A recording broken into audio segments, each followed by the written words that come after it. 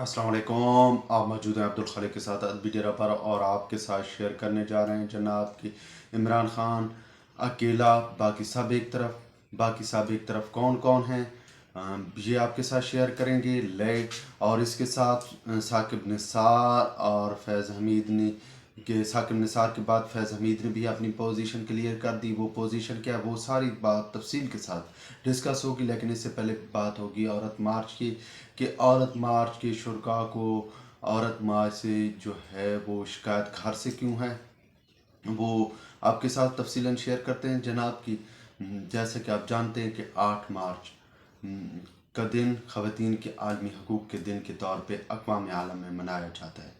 اس دن کے حوالے سے دنیا بھر کے مختلف ممالک اور ان کے شہروں میں عورتوں کے حقوق کے لیے ریلیاں نکالی جاتی ہیں، بہت سی خواتین کو خراج تحسین پیش کیا جاتا ہے۔ لیکن ہمارے معاشرے میں اور خصوصاً پاکستان میں جو خواتین کے حقوق کے لیے لوگ نکل رہے ہیں یا جو شرکاء ہوتے ہیں، ان کے ہاتھ میں جو پلے کارڈز یا بینرز یا ان کی جو الفاظ ہوتے ہیں، ان سے واضح نظر یہی آ رہا ہوتا ہے کہ بھائی جان ان کو شکایت صرف اور صرف گھر سے ہے۔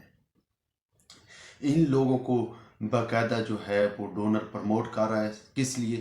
کہ صرف اس لیے کہ مشرقی روایات کے خلاف یہ جا سکیں، مشرقی روایات کو توڑ سکیں، گھریلو سسٹم کو ختم کر سکیں، صرف اور صرف نظر آ رہا ہوتا ہے۔ وگرنہ یہ خواتین کبھی بھی بلوچستان میں بیٹھی ہوئی ان خواتین جو کہ اپنے پیاروں کی راہ تاک رہے ہیں، ان کے حق میں کبھی یہ نہیں بولی، یہ کبھی نہیں بولی ان خواتین کے حق میں جو کہ دفتروں میں صنفی امتیاز کا شکار بنتی ہیں، یہ کبھی نہیں بولی ان خواتین کے حق میں جو کہ یونیورسٹیوں میں جن کو جو ہے تشدد کا نشانہ بنایا جاتا ہے، یا ان کی طرف سے جو الزامات آتے ہیں کہ ان کے فلاں ڈین نے ان کے ساتھ یہ کیا، ان کے فلاں پروفیسر نے نمبروں کی خاطر ان کے ساتھ یہ کیا، یہ کبھی بھی نہیں بولی۔ اگر یہ بولی ہوتی، کبھی سنا ہے کہ کبھی کسی پروفیسر کے خلاف تحقیقات ہوئی ہو یا اس تحقیقات کے نتیجے میں اسے سزا ہوئی ہو؟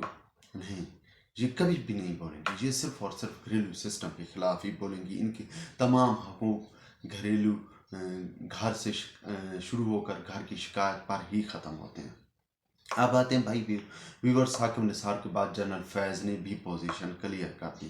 ثاقب نثار نے وقت سے پہلے ان کا جو کہنا تھا کہ میرا موبائل کا جو ڈیٹا، واٹس ایپ کا ڈیٹا ہیک ہو گیا، اس کے بعد وہ بولے تھے کہ انہوں نے عمران خان کو مکمل طور پر صادق و امین قرار نہیں دیا تھا۔ ان کے کہنے کا مقصد یہ تھا کہ بھائی میں نے اس قدر آپ کو نہیں کہا تھا کہ عمران خان صادق و امین ہے کہ آپ اس پہ اندھا ٹرسٹ کر لیں یا اس کو آپ اٹھا کر وہ جو ہے وزیر اعظم کی کرسی پہ بیٹھا دیں، اس قدر میں نے نہیں کہا تھا۔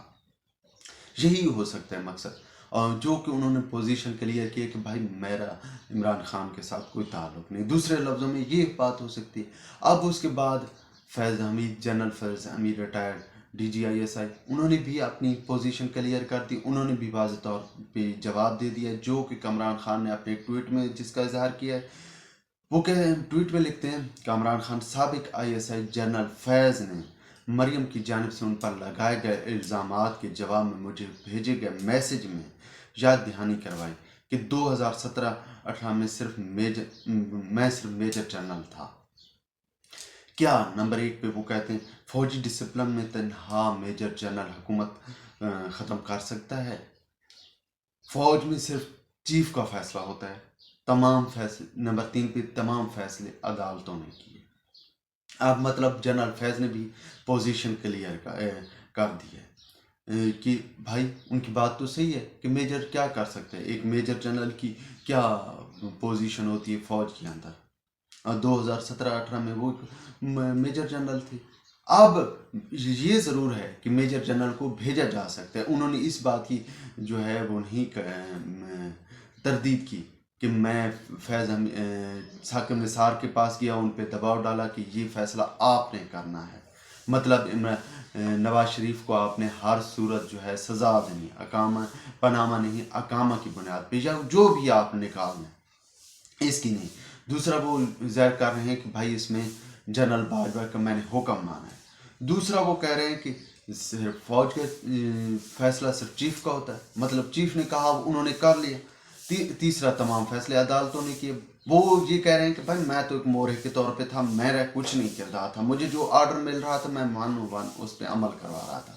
اب جناب یہ دوسرے بندے نے بھی اپنی پوزیشن کلیئر کر دی، بھائی اس میں میرا کیا قصور ہے۔ اب اس سے پہلے جنرل باجوہ نے بھی اپنی پوزیشن کلیئر کر دی تھی، انہوں نے کہا تھا کہ وہ بھائی میرے باس ہیں۔ اب دیکھیں نا، آرمی چیف کے باس کون ہوتا ہے؟ وزیر اعظم ہوتا ہے۔ وزیر اعظم کی فیصلوں کو پہ عمل درآمد کروانا یا ان کا حکم ماننا ایک آرمی چیف کے لیے ضروری ہے، ان پہ فرض ہے۔ تو جو ہے وہ اس نے جنرل باجوہ نے اپنے باس کا حکم مانتا رہا، جو بھی کرتا رہا۔ تو اب معاملہ یہ ہے کہ ان تینوں نے تو بھائی اپنی پوزیشن کلیئر کر دی۔ چلو باجوہ کی طرف سے ابھی سوالات اٹھ رہے ہیں، لیکن پی ڈی ایم ان کے خلاف کچھ نہیں بول رہی، ان پہ کوئی آواز نہیں اٹھا رہے۔ ان کی جو ہیں خود مریم نواز سے کل سوال کیا گیا کہ بھائی آپ تو باجوہ کے خلاف نہیں بولتی، تو وہ بھی بات کو گول مول کر کے انہوں نے کہا نہیں، باجوہ کے خلاف تو میرا باپ بولتا رہا جب وہ آرمی چیف تھے۔ اب کی انہوں نے اس کا کوئی جواب نہیں دیا، مطلب وہ پتلی گلی سے نکل گئے۔ دوسری جو ہے کہ اب سارا معاملہ جاتا ہے کس کی طرف؟ عمران خان کی طرف، کہ بھائی ہم تو دیکھیں نا، ایک وزیر اعظم ہے اس ملک کا، وہ آئین کا سب کو وہ چلانے والا ہوتا ہے، وہ آل ان آل ہوتا ہے۔ پارلیمانی نظام میں کون آل ان آل ہوتا ہے؟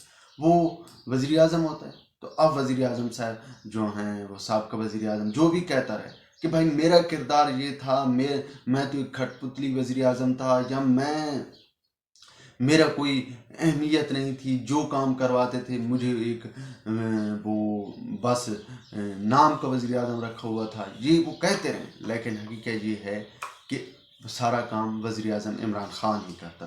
اگر بھائی ایسا کچھ تھا تو آپ ریزائن کر دیتے، آپ نے ریزائن ہی نہیں کیا، تو مطلب یہ ہے کہ آپ ہی کہ اب وہ تینوں نے تو اپنی پوزیشن کلیئر کر دی، اب آپ پھنس تو آپ جا رہے ہیں۔ اور بھائی یہی بات ہے کہ جب جزا و سزا کا عمل شروع ہوگا، مطلب جب معاملہ آگے چلے گا، دیکھیں نا یہ جو جوابات آ رہے ہیں یہ کوئی سادی بات نہیں ہے، معاملہ بہت آگے جا چکا ہے، بہت سیریس حد تک جا چکا ہے، مطلب سزا کا عمل شروع ہو چکا ہے۔